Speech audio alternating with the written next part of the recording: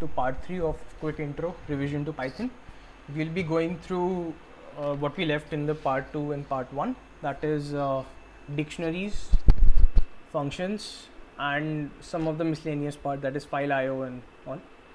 So we have covered till if else statement and for loops. We'll be covering through dictionaries. Dictionaries is a way to represent unstructured data in Python. Right, for structured data you have numpy arrays for floated integers, for strings you have like the pandas to represent. For unstructured data it's very hard to represent, and it's usually represented in JSON format. JSON format is usually dictionary format only. So what is dict is it's basically a dictionary. You can understand it by the sense it has a key value pairing. Key in the sense it can be name, it can be a float, it can be an integer. It's just a key. It can be a function, it can be an object. To a you can say a value, right? Value can be anything, function, object, class, or even anything. It can be anything. So which are entities, which are taken by entities by Python. So Python take a lot of things as entities, and as you go on more and more, you'll observe that most of the time it's functions, or you can say are lists as entities. Most of the time we'll be going through a lot of hassle to represent unstructured data, so that's why we need to learn dictionaries. So let's go a very simple example.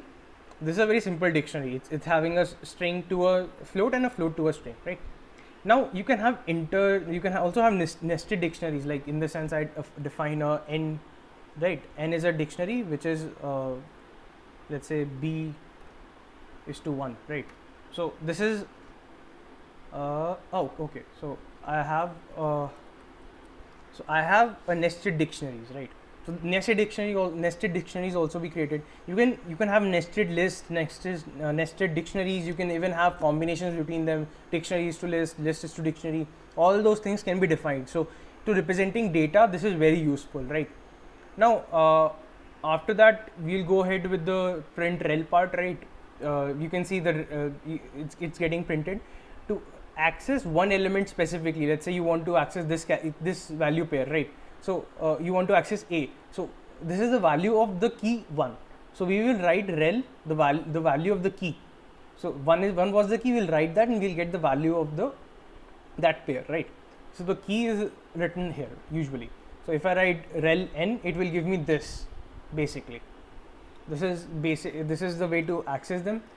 To add more elements to it, you can write like L, a new key is to new value, right? It doesn't, don't need to define anything, you can just write straight away. So this is one of the very useful functionalities of Python. Print rel.pop, you can just pop the value that you have created. Print rel basically means that I am showing you that another value has been created. Pop means that you want to delete a key value pair, so you will just take the key of that pair and you will pop that key. So that means that key value pair will be vanished because no key exists to have that, right? Another thing is like when you want to access all of the elements in a sequential manner or in a looping manner, then you will do something like for I in rel print I. What does it mean is basically rel is a dictionary. So when looping over it, I'll get all the key values here. So when I'm looping over it, I'll get all the key values. So there are 3 key values here. I'll get a, I, n, all the 3 values. Now if I want the specific the value of the key that is stored in the dictionary, I'll get the for I in rel.values and print I, right? So that will give me the value of the pair that is present here. Rel.values will give me. Now rel.values, there are lists, like rel is also rel is also a list. Rel is also a dictionary. Rel.values is a list, right? So it gives you a list of those values, right? So it just b is to 1, a and a, like these, all those things are given, outputted. Now if you want the pairs exactly, as I said, dictionary is like a collection of pairs, right? When I take that pairs together, so I want to have a loop on every pair, right? So I want that pair. So you can do rel.items, right? So rel.items will give you the pairs of that specific dictionary. That in here it's rel. So I comma j is the pair. I will hold the value of key and j will hold the value of that key, right? So I comma j will print a1 1a n. So this is a very self-sufficient kind of example. So you can just go over it as much and tinker with it, right? So it's used to represent unstructured data.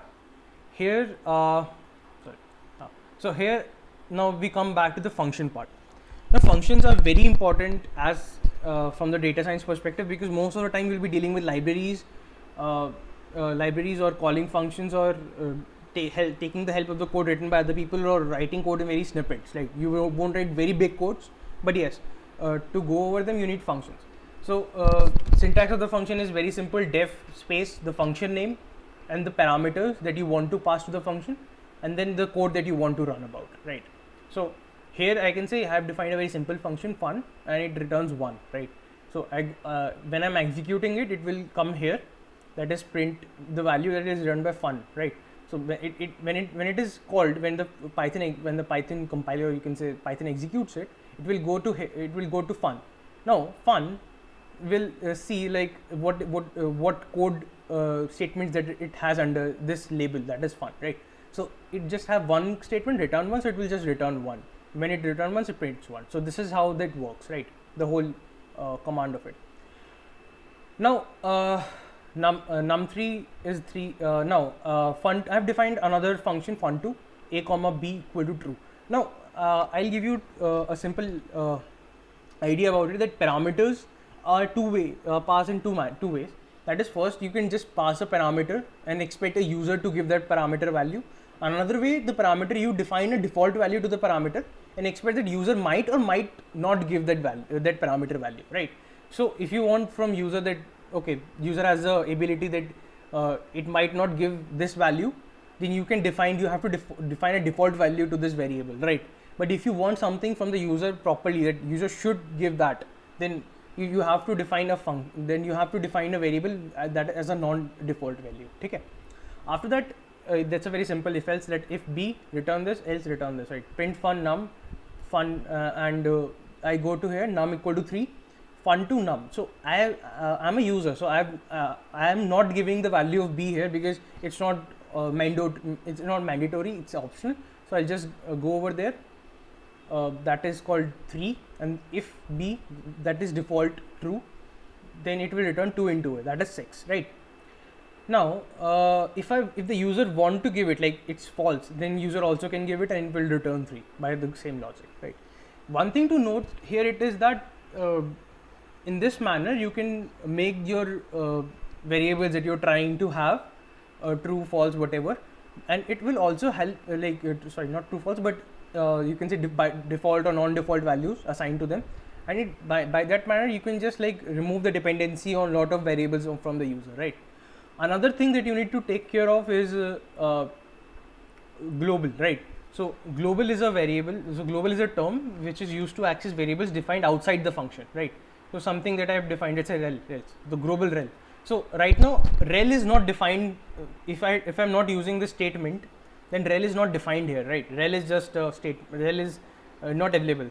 If I want to return rel 0 here, it will give me an error because rel 1, yeah. So it will give me an error because rel is not defined. So if I need rel, either one way is that I can access it from user, that you give me rel, but another way is that I know that rel exists, right? So I'll just have a global rel, the global rel written. That means there is a variable rel that is present anywhere, and I need to access it through it, right? So by this way we can return it, right? By this way we can access the variables which are not defined in the function scope, right? For scope and all those things you can go over in much more detail on any tutorial, but majorly it's used, right? These are the things that are used frequently. Another thing that is used is lambda. Lambda is a part of functional programming analogy, and it's a very deep field, but in Python we are just caring about one function, one input and one output lambda functions. That is in this manner, right? So I defined a variable x to be this lambda, right? This function lambda is basically one input and one output function, right? And this value, the name of this function is x. Now if I want to call x, I'll do x parenthesis 5, right? After that 5 value will be passed to this function, and function takes input a. Now a after taking the input a, it's going to process that output a plus 10 and going to print that, right? Now there are multiple scenarios, multiple input, single output, and single input, multiple output kind of lambda functions, but they are very complex and they are not that much used in Python as well, right? So I was telling you this because it's very useful in kind of mapping scenarios when you have to increase everything by 10 or you want to map something. Let's say when you have to just call a function on that and you need to store that value. So it's very useful in that scenarios because lambda is relatively fast than assigning simple things, or that is relatively slow, like you can say easy in computation. Now type. Now many times when you are running simple code, we need, or when you are debugging the code, you need to have a lot of like understanding of the code, that is which variable has which type of you can say data in it, and how can we process the data. Every type of data has a different way to access it, right? So type is a functionality which is used to denote which class the specific variable belongs to. So you can say x that I've defined here is a function class, right? As I've said, it's a function. Fun is a class which is function, right? I have defined it here, right? So it's also a function, right? Class dict, like type rel, it's a dictionary class, right?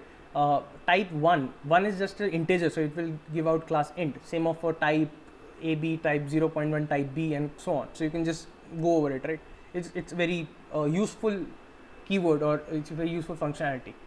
Now file IO in Python. Now I'm introducing file IO in a very basic manner. If you want to read about it, go to this W3 Schools or tutorials point. It will help them. It will help you basically, and you can see there. Basically, when we are handling file IO, CSV files can be handled by pandas, but text files, right? Text files are usually not handled by pandas. You need to handle them separately, or you need to have something different from pandas read IO, right? File IO. File IO basically means file input and output, right? So in that sense, if I want to learn it, I'll just start with opening a file or creating a file, right? So this is basically intro.txt, means this is basically the name of the file that exists, and WT is basically the permissions that I'm giving to the file. Now every file has a different permissions, right? You somehow get permission to read, you somehow get permissions to write, or all those things, right? So these are the permissions to get. So the T means a text file that I'm specifically assuming that file can be text, right? Now there are all the types like binary, blob, raw, images, all those also exist, but I'm not considering them here. That's like a very fairly advanced topic. Apart from them, you can also have 3 different kind of permissions, basic permissions, that is like writing that, reading that, and appending that, right? So what happens is, if you are opening in read or append, right? So the file gets created itself, like you don't need to explicitly create the file, right?